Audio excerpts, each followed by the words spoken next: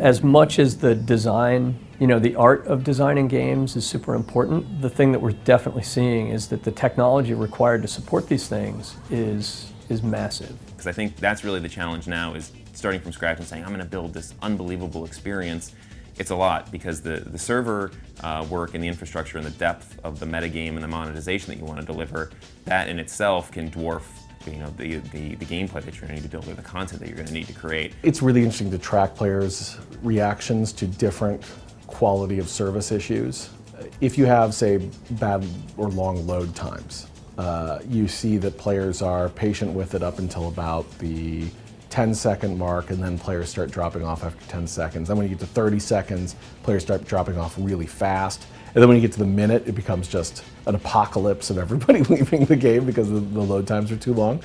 Connectivity is not going to get slower, right? We're never going to see slower connectivity than we have today. It's always going to get better and faster.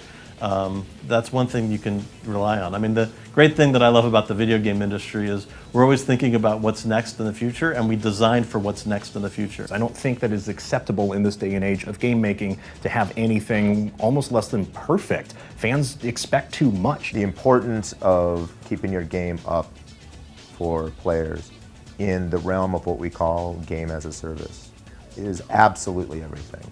We actually try to evaluate the cost of the downtime and how much you lose just from, bugs or, the servers get too crowded, and that actually ends up being more hurtful than not getting to launch new content 1 week or, delaying a feature.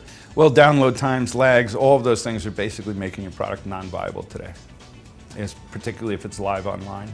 So the tolerance of the audience for poor quality is getting lower and lower. Let's just look at mobile alone. As of E3, we were registering 500 new games per day releasing on mobile. 500 games per day. I believe that people will expect to be able to be in connection with the game all the time. Right? We are connected with our emails, with our social networks, everywhere we go. That shouldn't be different for games, otherwise the expectation from the players won't match the world they live in. People don't have the time, right? And they aren't that interested in sticking around if their initial experience isn't enjoyable. And especially with the rise of things like free-to-play, where the barrier to entry is not, hey, I've spent my $60 and so I kind of got to get some kind of value out of it. But it's really, I'm just going to pick it up and try it out and see how it works, and see if I enjoy it. Then, boy, oh boy, it's really got to be exactly right. It's got to be something that people love.